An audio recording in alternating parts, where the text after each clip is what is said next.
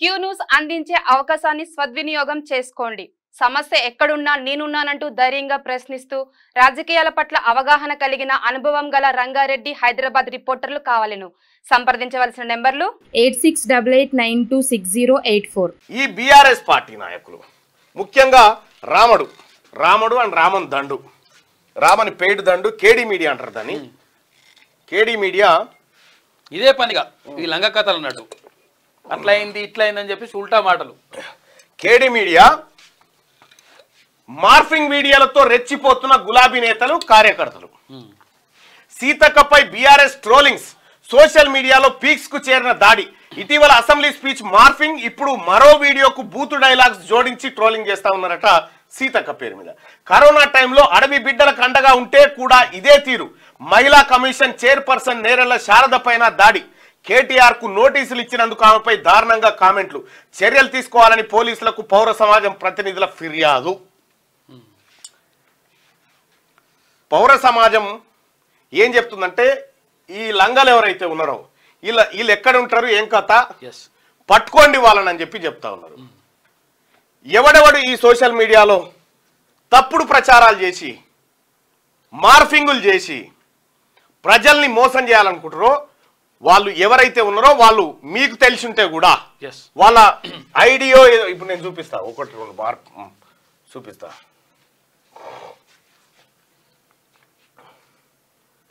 వీళ్ళకి రావాలి కదా, వీళ్ళు ఇంకా రాలే.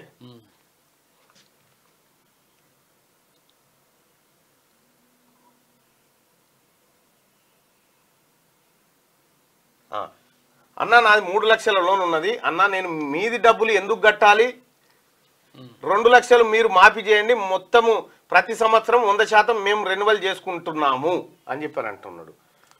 కాదు భయ్, నువ్వు లక్ష కడితేనే నువ్వు మీదున్న లక్ష కడితేనే ఎలిజిబిలిటీ వస్తుంది 2 లక్షలకి. లేకపోతే ఇప్పుడు మళ్ళీ అవి ఉంటాయి కదా మళ్ళీ, ఇప్పుడు అంటే నీకు ఎప్పుడు కట్టనన్నట్టు లెక్క, ఇక నువ్వు సపరేట్ కూకుంటా అన్నట్టు కాదు కదా. రైట్, ఎవరు కంగారు పడొద్దు, అందరికి మాఫీ అవుతుంది. దయచేసి మార్నింగ్ న్యూస్ చూస్తున్నటువంటి మిత్రులారా ఈ లైక్ బటన్ ని క్లిక్ చేయాల్సిందిగా మీ అందరు రిక్వెస్ట్ చేస్తా ఉన్నా. దయచేసి లైక్ బటన్ క్లిక్ చేయండి. ఇంకా ఇంకొక విషయం,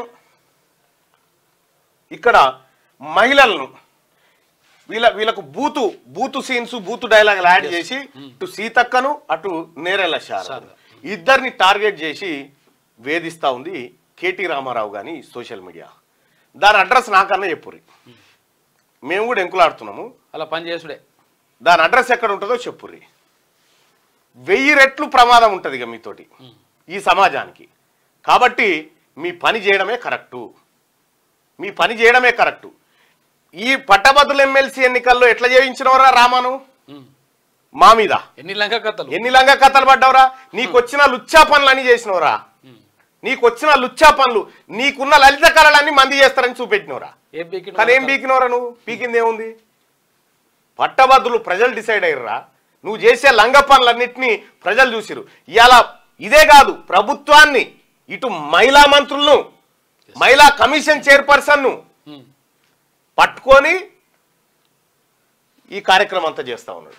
మొన్న వాడు సిగ్గులేదురా నీకు రామా, బ్రేక్ డాన్సులు చేయమంటావు మహిళల్ని, మళ్ళా క్షమాపణ కోరుతున్న మా అక్కాశలు అన్నట్టు. నీకు సిగ్గు శరం ఉన్నదేమన్నా నీకు? యథాలాపంగా మాట్లాడినట్టు నేను కూడా యథాలాపంగానే అన్నారు. ఇవన్నీ నువ్వు మళ్ళా పొరపాటు పడేవు. వీన్ని ఎట్టి పరిస్థితిలో వీని కేడీ మీడియాని ఎట్టి పరిస్థితిలో వదిలిపెట్టే ప్రసక్తే లేదు. వాస్తవం చెప్పు, ఎవడొద్దంటుండు? మహిళలు అంటే గతంలో ఇట్లా ఇదే బల్బ్ ఇప్పుడు కూడా ఇట్లా ఉండదు. చూడు, దేశం కోసం కదా, నా కోసం కదా చూడిగా వీడొక సంఘ విద్రోహ శక్తిగా మారిపోయాడు. కేటీ రామారావు అంటాడు సంఘ విద్రోహ శక్తి. కేటీ రామారావుని గొర్ర గుంతుకొచ్చి అమరవీరుల స్తూపం దగ్గర ముక్కు 4 రాపియాలి మహిళా సోదరుమణులంతా. ఇగో ఇట్లా మహిళల్ని కించపరిస్తే మహిళా కమిషన్ చైర్పర్సన్ నోటీసులు జారీ చేసింది కేటీఆర్ కు. జారీ చేసి నీ వ్యాఖ్యల పైన వివరణ ఇవ్వమని చెప్పింది. చెప్తే ఈమె పైన పచ్చి బూతులు తిట్టుకుంటూ కేటీ రామారావు గారు అండ్ కేడీ మీడియా ఏ అయితే వాని యూట్యూబ్ రామా, నువ్వు పెట్టిన యూట్యూబ్ ఛానల్ ఇవన్నీ ఎరికేరా ఈ లంగ కథలన్నీ.